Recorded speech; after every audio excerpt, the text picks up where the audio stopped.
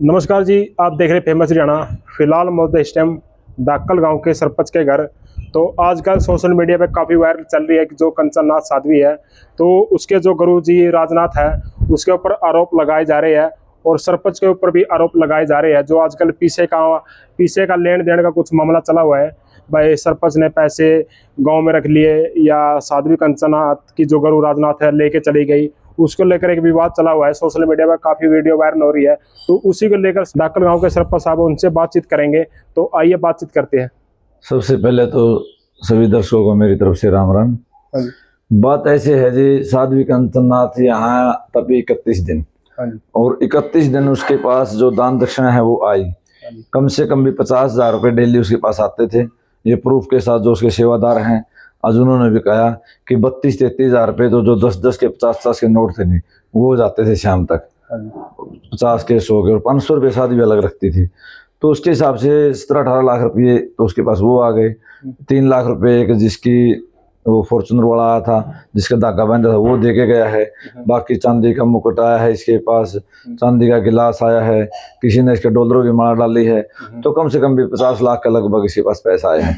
और इसने दक्षिणा के रूप में साधु को केवल 2,80,000 रुपये दिए हैं। अगर 50 लाख भी मानो तो 50 लाख में 2,80,000 घटाओ 47 लाख रुपए प्लस ये यहाँ से लेके जा रही है। और फिर दूसरी तरफ आरोप लगाती है कि 4 लाख रुपए है नहीं, मेरा कर्जा रह गया। तो इससे ये पूछो कि इसका कर्जा किस चीज का हुआ? जब ये 47-48 लाख रुपए यहाँ से कमा के लेके जा रही है, तो कर्जा किस चीज का हुआ? इसने गांव के अंदर कोई गौशाला नहीं बनवाई, कोई धर्मशाला नहीं बनवाई, कोई मंदिर नहीं बनवाया, कोई लाइब्रेरी नहीं करवाई, तो इसका कर्जा किस चीज का हुआ?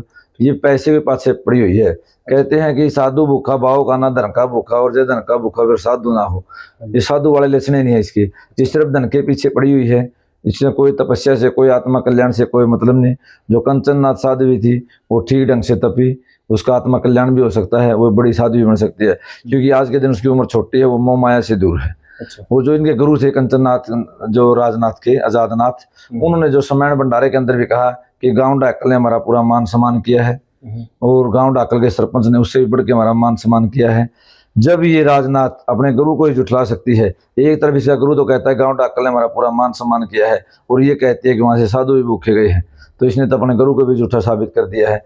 तो इससे घटिया आत्मा कौन हो सकती है? ये बात मानो, ये एक साधु समाज के ऊपर कलंक है। क्योंकि कहते हैं कि एक मैं शोभन लड़ है कि जो बहुत ही बढ़िया साधु हैं, बहुत नेक साधु हैं, उन पे भी लोग हैं नहीं, मतलब उस दूसरी नज़र से देखने, शक की दृष्टि से देखेंगे उनको भी। तो मेरी तो लोगों से यही प्रार्थना है कि ऐसे ऐसे पाखंडी साधुओं को अपने गांव के अंदर ना बढ़ने दें। क्योंकि ये कई बार क्या होता है कि जो भेड़िया होता है नहीं, उसमें शेर की खाल होती है, और उसको हम शेर समझ लेते हैं। लेकिन ये जो चौड़ा रहता है साधु का चौड़ा को हम नमस्कार करते हैं, सोचते हैं कि ये भी भगवान है। लेकिन कई बार उसमें पाखंडी भी होते हैं। जिसने आपने देखा होगा, राजनाथ ने पूरा गांव को हमारे को बदनाम किया, जबकि हमारा गांव ने पूरा भंडारा किया तय दिल से, पूरा दिल लगा के भंडारा किया। 40,000 लोग यहाँ पे आए, 2,000 का लगभग यहाँ पर साधु भी आए हैं, और सब कुछ सही होते हुए भी इसने हमारे गांव को जो मतलब जिस थाली में खाया उसी में इसने छेद किया। तो ये बातें आपके सामने है। एक दूसरा जिक्र जो पर्ची का करती है कि पर्ची हमारे गांव ने काटी है, क्योंकि हमारे गांव में एक फैसला हुआ था कि जो भंडारा है वो गांव करेगा, और जो साधुओं को दान दक्षिणा है वो ये साध्वी देगी। लेकिन साधु भी नाराज करके भेजे, क्योंकि हमारे वो कह रहे थे कि दान दक्षिणा कम से कम भी 10,000 लाख रुपए जाएगी, लेकिन इसने दे के 2,80,000। साधु नाराज होकर गए। बाकी रहते साधुओं को हमने अपनी तरफ से पैसे दिए। तो उस दिन जो भंडारा गांव ने करना था, उस भंडारे के लिए गांव वालों ने बैठ के वहां पर्ची काटी। लेकिन भंडारे से पहले हर दिन वहां इसके आदमी बैठते थे, वो पर्ची काटते थे, जो दान दक्षिणा आती थी वो सब कुछ इसका था। मेरी तो हाथ जोड़ के साध्वी जी से प्रार्थना है कि परमात्मा इसको सतबुद्धि दे और आइंदा ऐसा ना करे, और ग्रामवासियों से प्रार्थना कि ऐसे ऐसे साधुओं की एंट्री ना होने दे। अच्छा, ये तो आरोप लगा रहे थे मेरे सभी पैसे ऐट लिए, मतलब रख लिए उनका संदूक में। मेरे पास कुछ पैसे थे, उनको भी खिलवाने के लिए बोल रहे थे। हम बात सुनो जी, जो अपने बहन बेटियां संदूक लेके जाते हैं मैरिज में, वो इतना बड़ा संदूक था जिस दिन भंडारे के वाले दिन, वो भी उसका पूरा का पूरा भरा हुआ था। अच्छा। पैसों का। तो साधुओं को दक्षिणा देने के लिए इसके पास पैसे नहीं थे। मैंने कहा साधु जी संदूक इसको खोल लो, ये पैसों का भरा है। तो इसने जवाब दिया कि सरपंच साहब मैं इसको नहीं खोल सकती यहाँ पे, मैं तो इसको मेरे डेरे में ले जाके खोल लूंगी। जबकि मैंने कहा कि मैं इसके अंदर अच्छे खासे पैसे हैं, वो 10 लाख रुपए की जो बोल रहे हैं ये बात उसकी सच्चाई है। तो मैंने कहा कि मतलब इसके अंदर है नहीं 10 लाख से ऊपर, वो नहीं बोले सरपंच साहब 10 लाख का ठेका कर लो, लेकिन वो बात थी 2 बजे की। अच्छा 2 बजे क्या पता उसके अंदर 10 लाख हो या ना हो। मैंने कहा मैं 5 लाख में ठेका कर ले, मैं 5 लाख ले और इसको संदूक कटो, उससे वो मना करके वो नहीं बोली 10 लाख दे दे, मैंने 5 लाख ले ली। तो इस चीज में बहस हुई। तो अगर 2 बजे तो 5 लाख तो मैं खुद देने को तैयार था उसको, अगर 5 बजे उसके अंदर 7-8 लाख रुपए मानो तो शाम तक तो इसके अंदर 15-20 लाख रुपए थे। तो उसी दिन है जो मौके पे 2,80,000 इसका खर्च है और कम से कम भी 15-20 लाख रुपए तो एक कल्ले भंडारे वाले दिन की आमदनी है इसकी। हाँ जी। और एक वो टेंट वाले का आरोप लगा रही है, कई बार कहते हैं टेंट वाले की वजह, टेंट वाला है नहीं, जिला पार्षद था हमारा, जो जिला पार्षद है उसका टेंट हाउस था, उसने टेंट फ्री में दिया था। जो कूलर फराटे हैं उनके हमने उसको 50,000 रुपए दिए, जाके पूछ लो सिंगवाड़ा प्रदीप सीसरवाड़ा। हाँ जी। मतलब एक और मतलब साध्वी जी ये बोल रही है जी, मतलब जब मेरे पास इतने पैसे होते तो मैं मतलब ये जो यहाँ पर डेरे में रहती है ब्राह्मण वाला बड़ा इसका सुधार करा रहे थे, यहाँ पर मतलब कच्चा क्यों रहता है ये? एक और बात है, साध्वी बने हुए इसने कितने दिन हो गए, क्या वो डाकल गांव पे करोड़पति बनने आई थी के?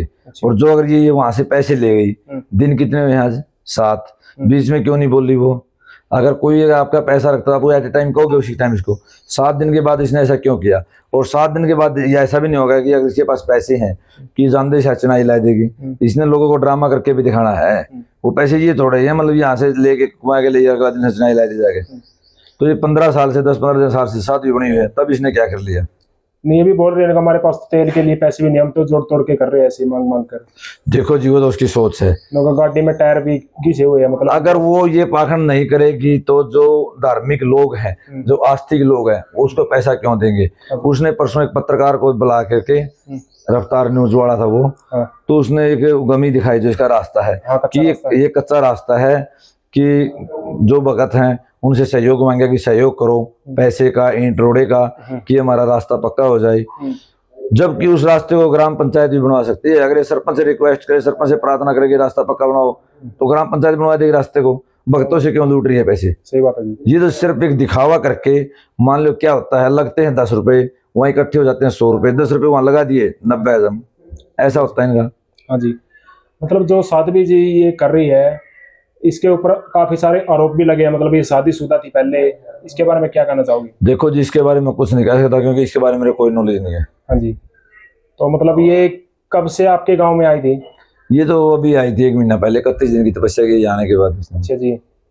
मतलब पहले भी कोई विवाद वगैरह हो गया था बीच में? मतलब नहीं, कोई भी विवाद नहीं हुआ है। मतलब ये उठने के लिए बोल रहे थे? हाँ, ये सिर्फ विवाद छुटा इस चीज का था कि गांव वाले कह रहे थे कि ये काफी पैसे आते हैं, रोज एक थैला भर के ले जाते हैं, भंडारा ये अपने आप करेगी। हाँ जी। हाँ, इस चीज में विवाद था। ये बोली मैं भंडारा नहीं करूंगी, मैं तो उठ के चली जाऊंगी। फिर मैंने गांव वालों को कहा कि अगर इसने मतलब पूरी वीडियो वायरल कर दिया समाज के अंदर, अगर कोई हमारे गांव के अंदर आए और भूखा चला जाए, ये मैं सहन नहीं कर सकता। मैंने गांव वाले से कहा कि जितना पैसा हुआ ठीक से, बाकी मैं दूंगा। तो परमात्मा इधर से गांव में ही इतना पैसा इकट्ठा हो गया कि हमारे 3 लाख रुपए और बच गए। अच्छा। और वो भंडारा हमारा सफल हुआ। अच्छा जी। ये आपके ऊपर भी आरोप लगा रहे भाई, ये 5-6 ये 7-8 बंदे हैं जो मेरे ऊपर आरोप लगा रहे, साध्वी बोल रही है मतलब, और पूरा गांव मतलब ठीक है, लेकिन इनकी एक टीम है। मतलब 7-8 बंदे में किसका नाम लिया? मेरा तो साध्वी वैसे नाम मिल रही, मैं जो बोल रहा हूँ साध्वी तो इस उसकी एक वीडियो देखी है मैंने, उसमें सुना है कि उसने कहा कि सरपंच की तो गाँव वाले ने चलने ही नहीं दी, लेकिन ऐसा कुछ नहीं है, सबका सब ठीक था। साध्वी की नीयत में फर्क था। सिर्फ बात यह है कि साध्वी पैसे के पीछे पड़ी हुई है। जो ये साध्वी जाड़ा लगाती है, इससे मतलब आप क्या मानते हो? मतलब इससे कोई राम वगैरह होता है या ऐसे पाखंड है? देखो जी वो तो जो झाड़ा लगवा के गई नहीं, वही बता सकते हैं। अच्छा। अगर मैं झाड़ा लगवाता तो मैं बता सकता था कि राम होया ना होया। जो झाड़ा लगवा के गए हैं ये बात तो उनसे पूछो। कुछ लोग का ये कहना है मतलब ये झाड़ा लगाते हैं तो इससे मतलब पैसा आता है इनको, इसके लिए करते हैं। नहीं, पैसा तो आता ही है, वो तो शर्म दिखता है कि जो झाड़ा लगवाते हैं पैसे देके जाते हैं। अच्छा। और अब भी वीडियो में बोल रहे हैं बेटा अक्कल ना जाओ, जो इसको झाड़ा लगवाना ब्राह्मण वाला कौन ले आई? देखो ये डाकल आई थी केवल तपस्या करने के लिए और डाकल से पैसा लेने के, इकट्ठा करने के लिए, लूटने के लिए। उसके बाद ये डाकल से वापस बाणा ब्राह्मण वाला चले गई है। बाणा ब्राह्मण वाला रहते हुए 10-15 साल हो गए, कभी वायरल नहीं हुई, कभी इसको पूछते नहीं थे। डाकल हमारा धार्मिक गांव है जिसके कारण है नहीं, इसका मान सम्मान इज्जत मिली, वायरल हुई, दुनिया इसको जानने लगी और फिर उसी गाँव को ये बदनाम कर रही है। तो आप इसके लिए मैं क्या वर्ड यूज करूँ? आप लास्ट में क्या कहना चाहोगे? लास्ट में क्या कहना चाहोगे, क्या संदेश दोगे? लास्ट में तो यही संदेश है कि जो साधु संत है, मेरी तो उनसे विनम्र प्रार्थना है कि जहाँ पर भी आप भक्ति करो, पहली बात तो भक्ति मुक्ति के लिए, वो मुक्ति के लिए होती है, धन के पीछे न पड़े। जो भी धन का लोभी है वो साधु हो ही नहीं सकता। मेरे समाज से प्रार्थना है कि जो भी साधु धन का लोभी है उसको नकारो।